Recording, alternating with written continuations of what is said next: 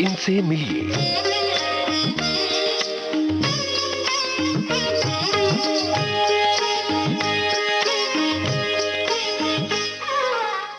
इनसे मिलिए इस कार्यक्रम में आज रेडियो नाटकों की मशहूर आवाज, फिल्म और टीवी कलाकार प्रदीप शुक्ला से अमरकांत दुबे की बातचीत का पहला भाग आपको सुनवा रहे हैं।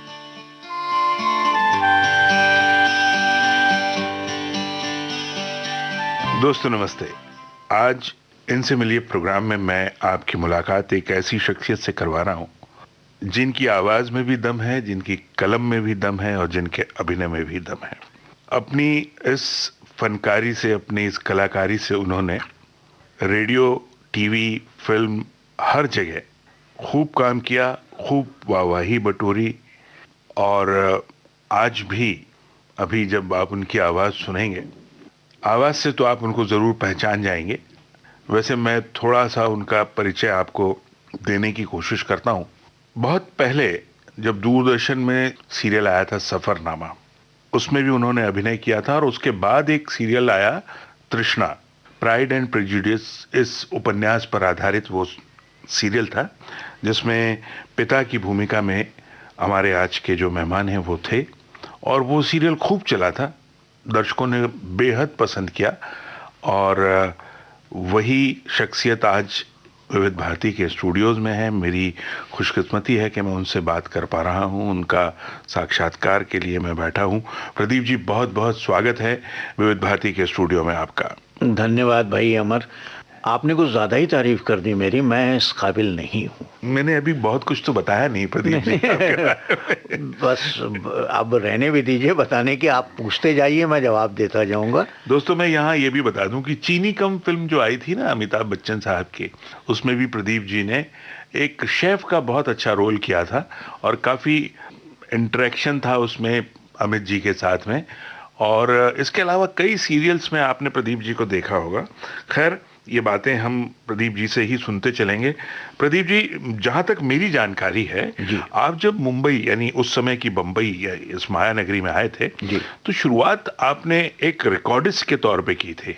नहीं नहीं नहीं नहीं, मैंने शुरुआत की थी अनाउंसर और राइटर के तौर पे। अच्छा। हाँ, लेकिन किसी एक खास स्टूडियो से जुड़े हुए थे आप यहाँ? मैं अमीन सायानी के साथ जुड़ा हुआ था। जी जी। और उनके यहाँ से ही मेरा करियर शुरू हुआ था कमर्शियल ब्रॉडकास्टिंग में। जी जी। तो सीखा उनसे।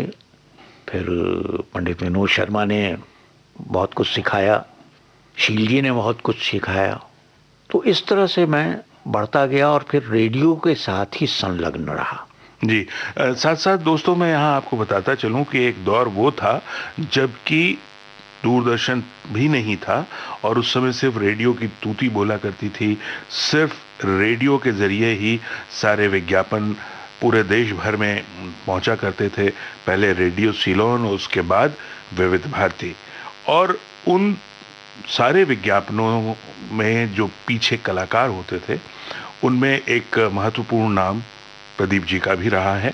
तो प्रदीप जी, उस दौर की कुछ बातें ऐसी कि किस तरह से कार्यक्रम बना करते थे या किस तरह से लिखे जाते थे, क्या वो एक तरीका हुआ करता था? भाई ऐसा है कि रेडियो का जो वो दौर था, उस वक्त विज्ञापन के नाम पे रेडियो था या अखबार, दूरदर्शन चैनल जरूर था, लेकिन विज्ञापन नहीं होते थे और सीरियल या ये सब चलता नहीं था वहाँ। तो वो दौर ऐसा था कि लोग सुनते थे रेडियो जी और मज़ा लूटते थे। खूब फैन क्लब्स होते थे। हमारे जो अमीन भाई हैं उनके तो हज़ारों फैन क्लब में मेंबर थे। पंडित विनोद शर्मा के थे, ब्रिज जी के थे, उस वक्त सैम बर्कले हिल थे, उनके थे, बाल गोविंद श्रीवास्तव तो गुरु थे सबके। जी जी। और प्रताप शर्मा थे। जी हाँ। तो था, वो दौर था।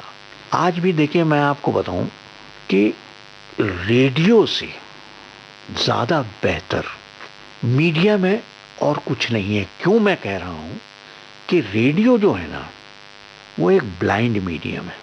मतलब आपको जो भी करना है, जो भी आकृति सुनने वाले श्रोता के दिमाग में बनानी है, वो अपनी आवाज से ही बनानी है। जी हाँ।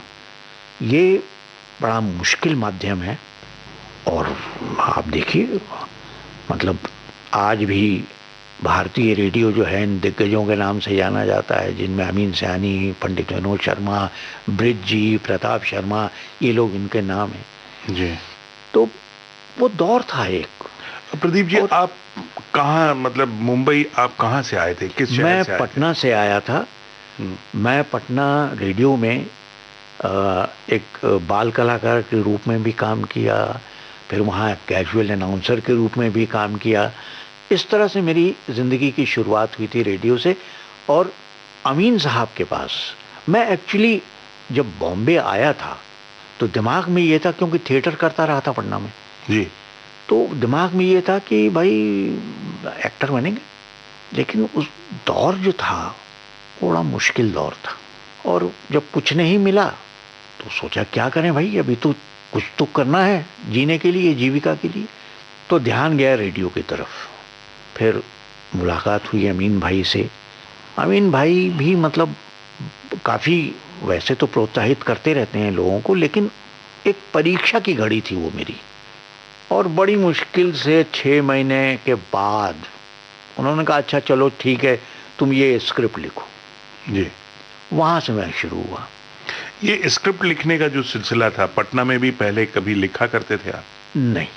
तो यहाँ अचानक से जब ये कहा देखिए गया क्या आपको? है कि आज जब यहाँ तक मैं पहुँचा हूँ तो मुझे लगता है कि ये आमद है, और इसमें अमीन साहब ने मेरी बहुत मदद की। कमर्शियल लिखना ये दूसरी चीज़ है, और कविता या कहानी लिखना ये दूसरी चीज़ है। उन्होंने, अमीन साहब ने मुझे सिखाया कि कैसे कैसे क्या क्या करना चाहिए, क्या ज़रूरी है, कैसे रचना होगी सेंटेंस की। खैर करते करते मैं पहुंच गया भाई यहाँ तक। जी। फिर रेडियो से अलग हुआ मतलब एक तरह से मेरा झुकाव जो है वो इस तरफ हो गया, टीवी की तरफ। मैं वहीं आ रहा था जी। कि जब आप लिखा करते थे रेडियो के लिए, तो वहाँ आपको साथ साथ बोलने का मौका भी मिलने लगा, आप वॉइसिंग भी करने लगे और लिखने भी लगे। जी।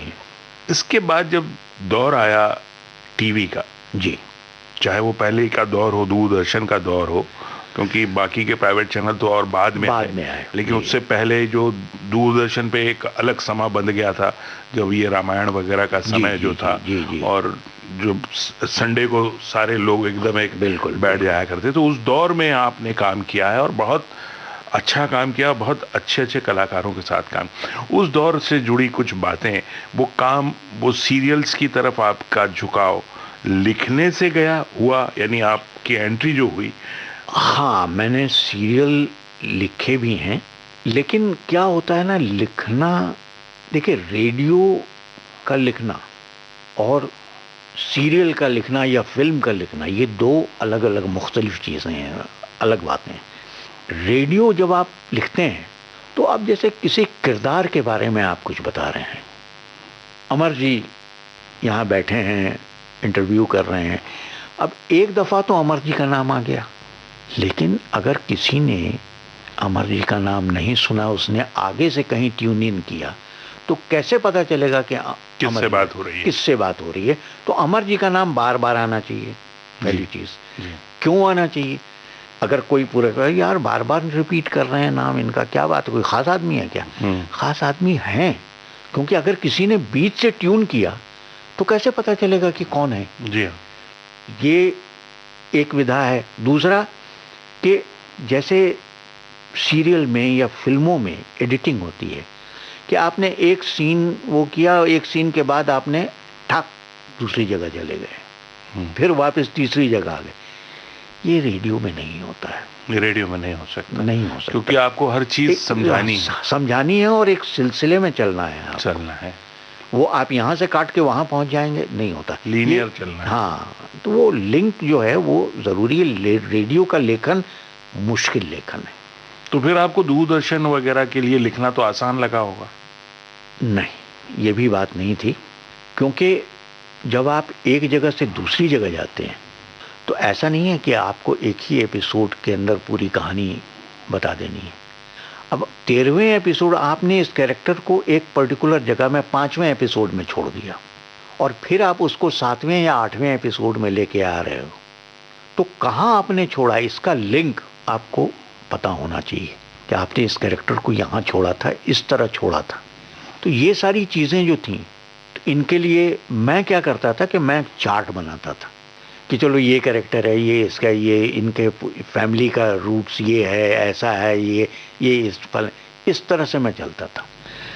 फिर थोड़े दिनों के बाद मुझे लगने लगा कि यार ये ज़रा मेरे लिए मुश्किल काम होगा, आप एक्टिंग की तरफ झुकाओ। तो मैं एक्टिंग की तरफ कि चलो कुछ और कर लेते हैं। जी प्रदीप जी, मैंने आपके बहुत से ऐसे कार्यक्रम भी सुने हैं प्रायोजित जिसमें जो इंटरव्यू बेस्ड प्रोग्राम हुआ करते थे, जिसमें आपने बड़े बड़े कलाकारों के इंटरव्यू लिए हैं। ये जो प्रायोजित कार्यक्रम हुआ करते थे, और कई ऐसे भी कार्यक्रम आपने किए हैं जिनमें आप खुद एक सूत्रधार की तरह कार्यक्रम को संचालित करते थे। जैसे कई कार्यक्रम आपने किए हैं। जो इंटरव्यू वाले कार्यक्रम हुआ करते थे, तो उसमें किस कलाकार का इंटरव्यू आपको लगता है कि आपने बहुत अच्छा इंटरव्यू लिया था? देखिए, सबसे पहली बात तो ये है कि वो इंटरव्यू मैंने नहीं लिया था। वो सब लिखे हुए? नहीं, लिखे हुए नहीं थे, लिखता तो खैर मैं ही था, लेकिन वो इंटरव्यू जितने कलाकारों के होते थे, क्योंकि मैं इतना भाग नहीं सकता था कि इनके पीछे, क्यों, साथ में रेडियो था, तो दिन भर आप स्टूडियो में लगे हुए हो, फिर आप कलाकारों के पीछे भाग रहे हो, तो फला जगह शूट हो रहा है तो वहाँ चल यार, तो ये काम मैं नहीं करता था। ये हमारे मित्र थे, ज्योति वेंकटेश थे, क्या हैं, बहुत बड़े पत्रकार हैं, वो किया करते थे। अच्छा। फिर मैं उसका संपादन करता था और उसको जोड़ता था, और मेरे साथ सरिता जी हुआ करती थी, सरिता सेठी जो दूरदर्शन पे न्यूज रीडर। जी, बिल्कुल सही कहा आपने। और ये कार्यक्रम, इसके जो निर्माता थे, बल्कि हैं, स्वदेश चड्ढा हुआ करते थे, रेडियो वाणी के ओनर जी। तो इस तरह से चलता रहा।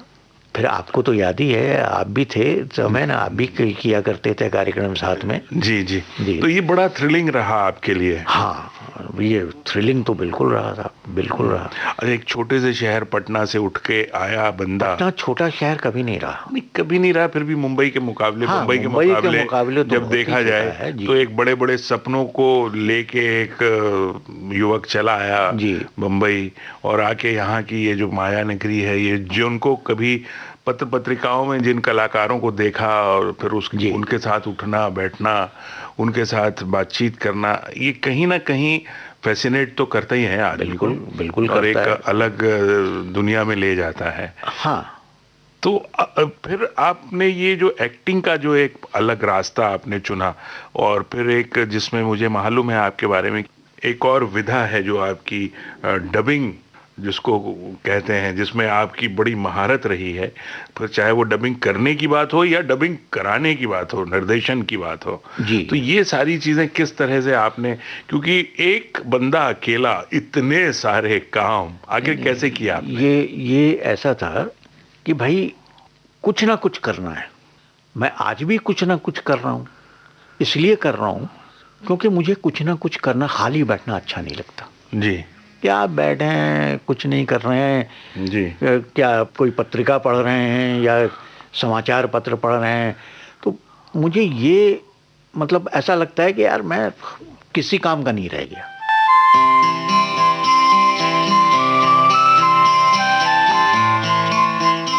रेडियो नाटकों की मशहूर आवाज, फिल्म और टीवी कलाकार प्रदीप शुक्ला से अमरकांत दुबे की बातचीत का पहला भाग आप सुन रहे थे। प्रस्तुतकर्ता हर्षवर्धन गवई। इनसे मिलिए